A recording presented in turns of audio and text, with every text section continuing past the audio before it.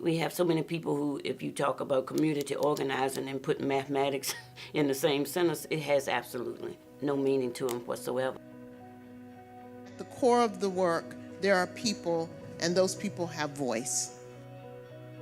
In order to change the culture of education in the schools, you have to also change the culture around education in the places where the kids come from.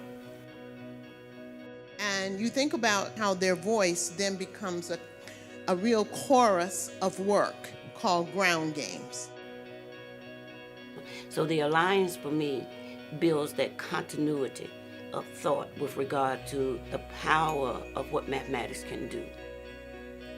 How are we helping people feel their way toward their own power and their own possibilities? To get the proper student outcomes and to get the proper teacher outcomes, you've got to put a community base on that to give them the kind of support politically that they need to be able to do what is necessary so children can be successful and get a successful education. We've had voice groups working from a perspective of who you are in the work and what you do in the work, how you think about the work. You have a lot of work around developing good teachers, and you have a lot of work around youth development to some extent, but what you don't have is work around developing people who could become community organizers or community facilitators to help move that particular needle within the community. How do you see this particular moment using math literacy as a platform, as a way in which citizens in the community engage the systems and structures which dictate their lives? How do you see those things? I think we live in the comfort of denial, in thinking that things are like they should be. And then in our little bubble, we're so comfortable because it's okay for us when we don't take the responsibility for the voices that cannot be heard because they cannot speak for themselves. So much of what we do, whether we're teaching or organizing or whatever our role is about building relationships. The strategies of the 60s said we went to them. We went into the community. We talked in the community. We raised consciousness in the community. So we have to go to where they are.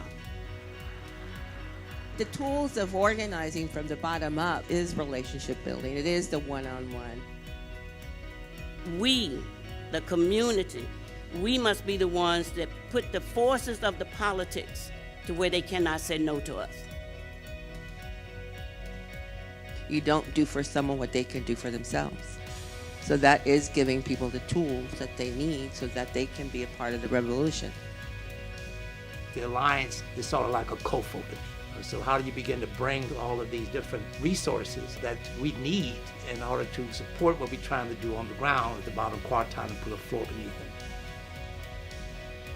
We have to have that power of voice, the power of activity, the power of communication that will raise the consciousness of the community, that we will have the power to say, you will not do this to us or our children.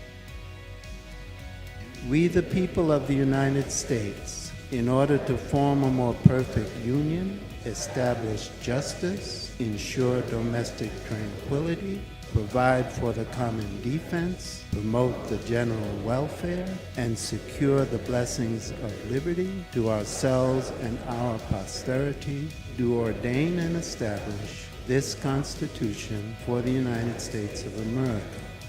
It's a simple, declarative sentence, and we have to decide if we are going to be we the people in this country.